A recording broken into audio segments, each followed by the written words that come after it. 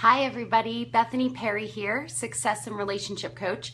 And we had such a great discussion a couple days ago about a question I had posted on compromise and is it good, bad, or necessary? And I absolutely appreciate all the people that chimed in, and most of them were saying that yes, absolutely, it's necessary, it's good. If you don't compromise, then you can't have relationships in your life. And if you aren't willing to compromise, then you're going to have a lot of conflict or you're not going to have a lot of friends. And I have done a lot of thinking about the feedback that we got, and I want to offer a perspective shift for you guys to try on, because I take a stand for not compromising in life. And I work with a lot of business owners and entrepreneurs who are looking at the overlap of how their situations in their personal relationships also impact their business, as well as vice versa. Their business being impacted, their business being impacted by personal relationships. And I want to take a stand for the idea that compromise is actually something that makes us feel like we're losing in life. And I want to offer you guys this different viewpoint in hopes that it will allow you to rethink what you're telling yourself. So there's 3 levels in a relationship, and I'm going to give you guys some quick examples on this live lunch break today. So I'm going to make this quick. And if you guys are interested in topics like this, we have a lot more of them happening over in my group, Relationship Rockstars. So I'll post the link to that, and I'd love for you to join and start interacting with us over there as well. But in the 3 levels of relationship, the first level, kind of like the lower level, is where people are behaving from a place of what can I get out of this relationship?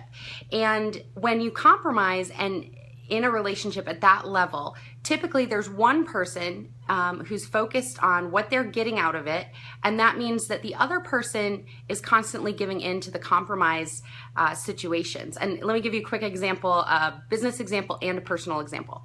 So in business, if you're a boss, a leader, or an owner of a company, and you have an employee who's and you're constantly approaching it of what you can get out of this employee, they're going to start feeling like they're losing because they're always giving in to what you want. And if it's that's not a good situation, because that's actually going to decrease their productivity.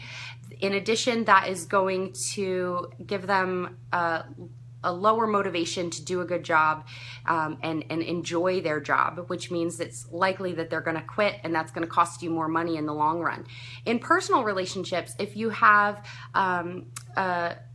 something with your partner and one person is always getting their way, the other person ends up feeling like they're losing in the relationship. And so compromise, if it turns into feeling like you're losing and one person is constantly feeling like they're losing, obviously I think common sense will tell us that that's not going to work in the long run. On a second level of relationship, this is where it moves into a give and take status. So, okay, I'll give sometimes, you give sometimes, or I'll compromise what I want sometimes, you compromise and give me what I want other times. And again, this can sometimes look like I lose sometimes, you lose sometimes. And again, that means half the time you feel like you're losing in your relationship. Again, a business example is when, again, boss employee, let's look at that dynamic. We'll use the same examples, and really looking at if sometimes the boss is giving in, they're going to start feeling a little resentful that they have to give in when they're paying this employee. But if the employee is still feeling like they're losing sometimes, then they're not actually going to be performing at their highest level. And again, the long-term employee relationship may not last. And as business owners, we know that it gets expensive to hire and train people. So that, again, is not ideal. Although it is a little better than one person always feeling like they're losing. And then a personal example of this second level of the give and take kind of tit for tat dynamic that can happen in relationships can fall into the, again, looking at a partnership where if sometimes I win, sometimes I lose, again, there's that, you start paying attention, you start really monitoring how often are you getting your way, and that ultimately doesn't serve either person. So I want to talk about the third level of relationships, which is really exciting because it's possible for all of us, and that is where we can give in our relationship because it actually hurts us not to give. It hurts us not to be loving. It hurts us not to see the other person happy. And that can only happen if we are completely taking care of ourselves. So I want to challenge you again in these examples. If you are a boss and you have an employee who is not meeting your needs, look at the possibility. Can you possibly get those needs met by a second employee? Maybe take on a part-timer. An example in my personal life of this is I had hired a CFO for my company and I wasn't getting the results that I wanted. And what I did is I ended up actually splitting. I hired on a bookkeeper to take over some of the tasks, and then it wasn't as expensive to have the CFO do what they were doing, but everybody was happier around it. And I could only do that because I was very clear on what I needed, and I knew that there were other ways for me to get my needs met than just depending on this one person to be perfect. In a personal dynamic, I'll share even my husband and I, when he was obviously reading the Facebook thread, and we had a conversation, more than one conversation about it actually, and I looked at him and I said, do you feel like we compromise? Because I don't feel like we compromise. And he said, hell no, we don't compromise. Like, I love that about us. And at the end of the day, this is where the perspective shift happens, or this is an opportunity. You could try this new perspective on. If you don't like it, you can go back to your old way of thinking. That's fine. But my intention is to really serve you and challenge you into considering an alternative. And this alternative is that by knowing how much we love each other, if it doesn't matter where we go out to dinner to me, then I just let him choose, and it doesn't feel like I'm losing because I know that it will make him happy. And my perspective, it's kind of like a half glass full or half glass empty. Some people might look at that and say we're compromising, but I feel like I'm winning by letting him choose where to go to dinner sometimes if it really matters to him and it doesn't matter to me. In that same example, let's use something simple like choosing where to go to dinner. If we both had a strong opinion about what we wanted to eat and where we wanted to go, we might decide to go separately and then meet back up. And now we have stories to tell each other.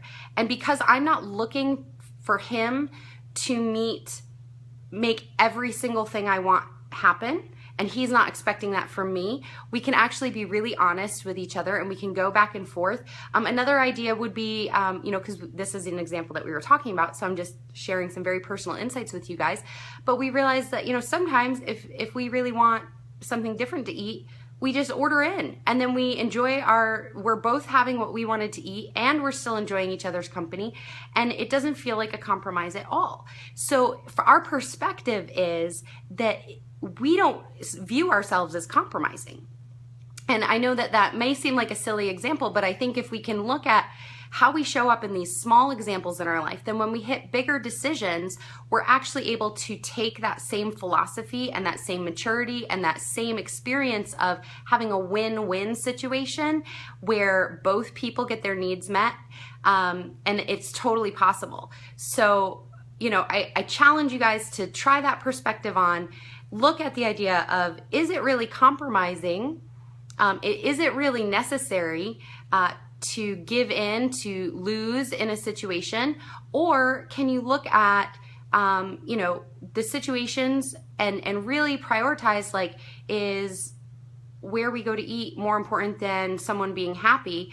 And if I already am taking care of myself and I already have a full picture, it isn't a big deal to me. Whereas if I was constantly feeling like sometimes he won, sometimes I lost, then I might put my foot down. And that can lead to resentment, and that can lead to heightened experiences of feeling rejected in relationship dynamics, whether at work or in your personal life. So anyway, I'd love to hear what you guys think. I'm open to having more conversation about this. I find it fascinating, and I hope it's been a little bit eye-opening for you to start questioning, like, even if you've been living this way your whole life where yes, you have to compromise or else, It's your life. We only get one shot at this life, and you can totally choose a new way, and you can be a new role model for a new way of being for your employees, for your friends, and for your family.